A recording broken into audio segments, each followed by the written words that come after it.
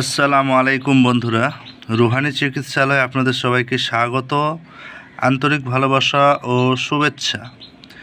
আশা করি সকলেই ভালো আছেন। আল্লাহর বিশেষ রহমতে আমিও ভালো আছি। তো আজকে আপনাদের মাঝে যে আমলটা নিয়ে আসছি সেটা হচ্ছে নবী করিম সাল্লাল্লাহু আলাইহি ওয়াসাল্লাম এনাকে স্বপ্নে দর্শন করিবার তদবির। এখানে একটা উল্লেখ আছে। মূলত সত্য কথা বলতে আমি এটা কখনো ব্যক্তিগত জীবনে প্রয়োগ করিনি, এই আমলটা অন্তত। এটা কেতাবে বিশেষভাবে উল্লেখ করা রয়েছে, এমনকি এটা কিন্তু যেমন তেমন কেতাব বা আর কিছু তা না। এটার কিতাবের প্রায় 95-95% বিদ্যা সরাসরি কাজ করে। তো এই কিতাব থেকে আপনাদের মাঝে আমি সরাসরি এই আমলটা ইনশাআল্লাহ পরিপূর্ণ পড়ে এবং বিস্তারিত আলোচনা করার চেষ্টা করব। এবং আমি যতটুকু আমার ব্যক্তিগত জ্ঞানে আমি যতটুকু মানে এই স্বপ্ন দেখার মাধ্যমে নবীজিকে স্বপ্নে দেখার বিষয়ে যতটুকু এলিম অর্জন করেছি সব কিছুই আলোচনা করব ইনশাআল্লাহ।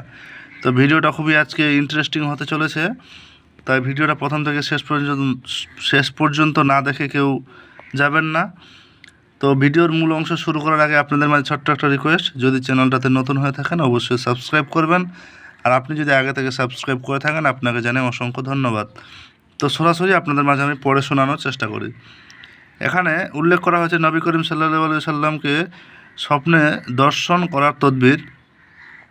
স্বপ্নযোগে নবী করিম সাল্লাল্লাহু আলাইহি ওয়াসাল্লামের দর্শন লাভ ঘটলে সর্ববিষয়ে কামালিয়াত, বুঝতে পারছেন, একজন কামিল ব্যক্তি হওয়ার আর কি একটা বা আপনি কামিল ব্যক্তি সেই জিনিসটার নিদর্শন দেয়। এবং নেক বখতি হাসিল হয়, আপনার ভালো এবং জায়েজ কামগুলো কামিয়াবি হওয়ার বিষয় এখানে উল্লেখ করেছে। তারপর লিখেছে হুজুর করিম সাল্লাল্লাহু আলাইহি ওয়াসাল্লামকে স্বপ্নযোগে দেখলে তা শর্ত ও দর্শন হয়। এর কারণটা কি? এর কারণ হচ্ছে শয়তান সমস্ত প্রাণী এবং মানুষের রূপ ধারণ করতে পারে, কিন্তু আমার সরকারের কায়নাত এক কথায় এটা উল্লেখ করা হয়েছে। আমি এখানে বইয়ের ভাষায় বিশেষ করে উল্লেখ করা আছে, আমি একটু সহজ ভাষায় বলে দিই। শয়তান, যে জিন শয়তান আছে, প্রায় সকল মানুষ, প্রাণী, জীব জন্তু যারা আছে সকলের রূপ ধারণ করতে পারে, একমাত্র আমার নবীজিকে ছাড়া। ঠিক আছে, নবীজির রূপ ধারণ করতে পারে না। কাজেই যে ভাগ্যবান ব্যক্তি তাহাকে দর্শন করেন তিনি তাহাকে সত্যই দর্শন করেন। কারো স্বপ্নে যদি নবীজি আসে তো তা স্বপ্নে সত্যি আসে, একেবারে কোনো কিন্তু নাই। তা কোনোদিনও মিথ্যা হয় না এবং হবারও নহে। কথা বোঝা গেল এত পর্যন্ত। এটা নবীজির একটা বাণী স্বরূপ যে শয়তান তার কখনো অবয়ব ধারণ করতে পারে না। হাদিস শরীফে লিখিত আছে যে তিনি পয়গম্বর সাল্লাল্লাহু আলাইহি সাল্লামকে স্বপ্নযোগে দর্শন করেন, তিনি মহা সৌভাগ্যবান, আর তিনি নিশ্চয়ই বেহেশতবাসী হবেন এবং দোজখ তার জন্য চিরতরে হারাম হয়ে যাবে। আশা করি বুঝতে পারছেন। আপনারা যদি কেউ পরকালে বা মরার পরে যদি কেউ জান্নাতবাসী হতে চান, তো যাবতীয় যে আমাদের আমল স্বরূপ আছে, নামাজ, কালাম, কলেমা, হজ, জাকাত, এই যাবতীয় যে আমলগুলো আছে ইসলামের 5টি স্তম্ভ, এর মধ্যে সবাই তো সবটা করার ক্ষমতা রাখে না। যেমন হজ ধনী ব্যক্তিদের জন্য বা বিশেষ বিশেষ বিষয়বস্তু আছে।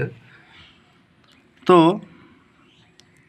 এখানে আপনারা এই আমলটা নামাজ পড়া এবং আপনার আকীদার সহিত এই আমলটা করতে পারেন। এখানে আরও বিষয় উল্লেখ আছে যে হজরত সাল্লাল্লাহু আলাইহি সাল্লামকে দর্শন করা আমলটি করতে গেলে মুখে দুর্গন্ধ হয় এমন কোনো জিনিস ভক্ষণ করা যাবে না, সেবন করা চলবে না। যথা এখানে দক্তা লিখেছে, দক্তা, জর্দা, বিড়ি, তামাক, সিজার, পেঁয়াজ, রসুন ইত্যাদি প্রকারের বস্ত্রচয়ে সুগন্ধযুক্ত দ্রব্য তথা আতর ব্যবহার করবেন, কিন্তু কোনো প্রকারের সেন্ট ব্যবহার করবেন না, যেহেতু উহাতে স্পিরিট আছে তথা মিথ্যা কথা বলবেন না, কারণ মিথ্যাবাদী আমল কার্যকর সফল হয় না। এই আমলটি করতে গেলে জুম্মা রাতের অর্থাৎ বৃহস্পতিবারের দিবাগত রাতে করা অতি উত্তম। এখানে আমলের বিশেষত্ব কিন্তু উল্লেখ করা রয়েছে, ঠিক আছে। সুতরাং হুজুর করিম সাল্লাল্লাহু আলাইহি সাল্লামকে স্বপ্নযোগে দর্শন করার আমল করতে ইচ্ছে করে যে কোনো চাঁদের বা যে কোনো মাসের বৃহস্পতিবার দিবসে রোজা রাখবে আর মাগরিব নামাজের পর এশার নামাজ পড়া পর্যন্ত নফল পড়তে হবে। এই নামাজের রাকাতে কোনো হিসাব নেই, কারণ এশার নামাজের পূর্ব পর্যন্ত পাঠ করতে হবে। এই নামাজের প্রতি রাকাতে সূরা ফাতিহার পর সূরা ইখলাস 3 বার করে পাঠ করবে।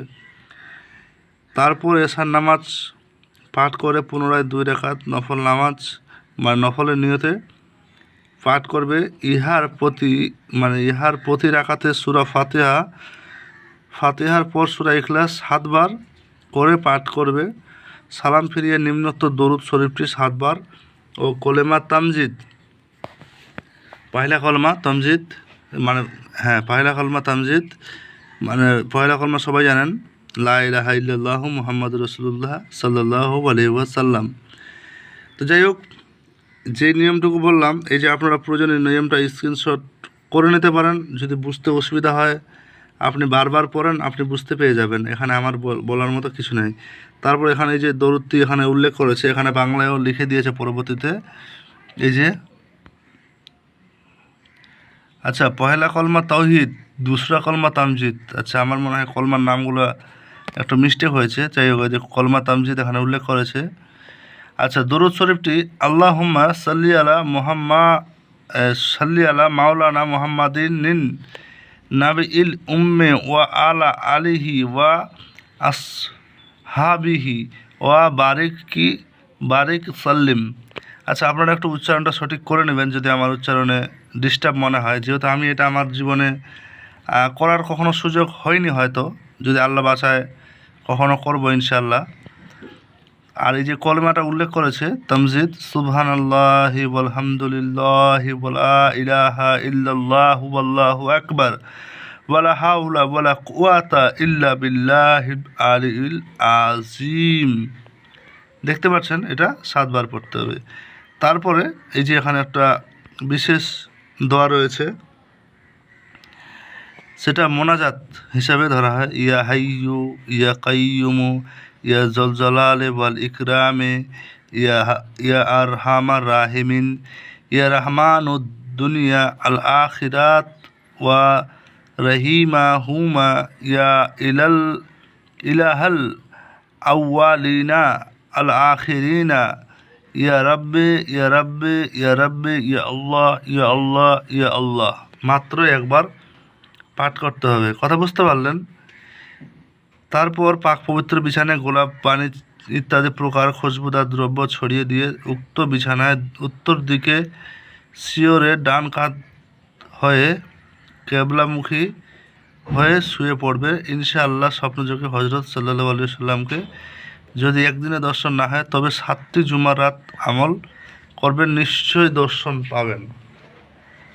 আচ্ছা, এবার আপনাদের মাঝে একটা বিষয়বস্তু আমি বলি।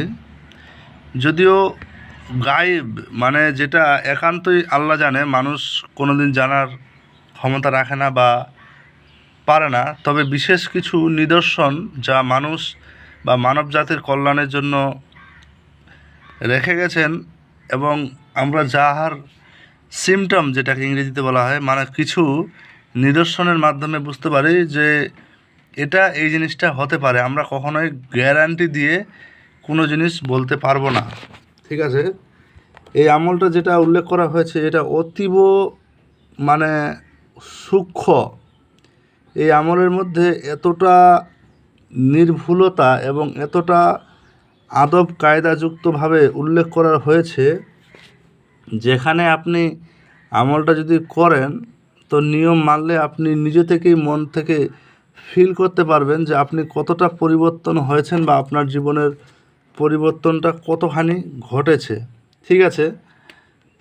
এবার এই আমল করার ফলে 7টি জুম্মা বলা হয়েছে পরপর ছাড়া যাবে না। এটা মূলত নবীকে স্বপ্নে সাক্ষাৎ করার জন্য উপযোগী একটা আমল। কথা বুঝতে পারছেন? জীবনে তো অনেক কিছুই করেছেন, অনেক কিছু করলেন, এবার এটাও করে দেখেন। আল্লাহ যদি আপনার মঙ্গল বা আপনার যদি প্রতি রহম বা রহমত বর্ষণ করে, অবশ্যই আপনি স্বপ্নযোগে সাক্ষাৎ লাভ করতে পারেন। কখন কে কোন জিনিস পেয়ে যাবে কেউ কিন্তু বলতে পারবে না। আমি যে এতগুলো আমল দিচ্ছি আপনাদের মাঝে, আমলগুলো 100% সত্য বা আমি কোনোভাবেই আমলের কিন্তু রাখি না। তবে কিছু কিছু আমলের বিষয়টা আলাদা। এই আমলটা এটা কোনো ব্যক্তির কাছে এজাজত আর কিছু নেওয়া লাগবে এমন না, এটা সরাসরি যে কেউ করতে পারে, এখানে কোনো কিন্তু নাই। কথা বুঝতে পারলেন? তবে বায়েত একটা উল্লেখ আছে, যেটা তন্ত্র ভাষায় দীক্ষা বলে। তো বায়েত মূলত একটা গুরুর থেকে অর্জন করতে হয়, ঠিক আছে? ওটা একটা অন্যতম বিষয়। এই বই হচ্ছে গাইড বুক, ঠিক আছে?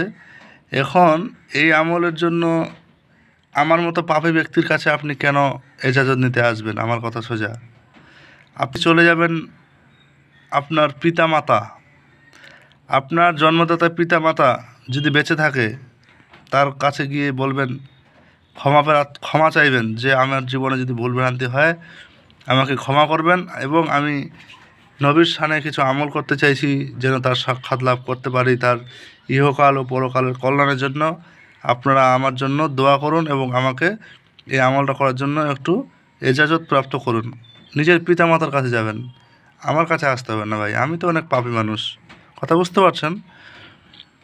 তো এইভাবে আপনি আমলটা করতে পারেন। আমি আশা করি আমলটা পরিপূর্ণ বোঝানোর চেষ্টা করলাম। অনেক ব্যক্তি আছে ভিডিওটা স্কিপ করে হয়তো কেউ দেখেছে, আবার অনেক ব্যক্তি আছে যারা ভিডিওটা পরিপূর্ণ দেখেছে। তো পরিপূর্ণ যদি দেখে থাকেন তাহলে অবশ্যই আপনার মূল্যবান একটা কমেন্ট করবেন যে ভিডিওটা আসলে কেমন লাগলো, এবং আমার দেওয়া তথ্য অনুসারে আপনি কতটা উপকৃত বোধ মনে করলেন, এই জিনিসটা অবশ্যই একটু জানাবেন। আমি একটু আগ্রহবাদী, ঠিক আছে? তো ভালো থাকবেন, সবার জন্য দোয়া কামনা রইল। আল্লাহ হাফেজ।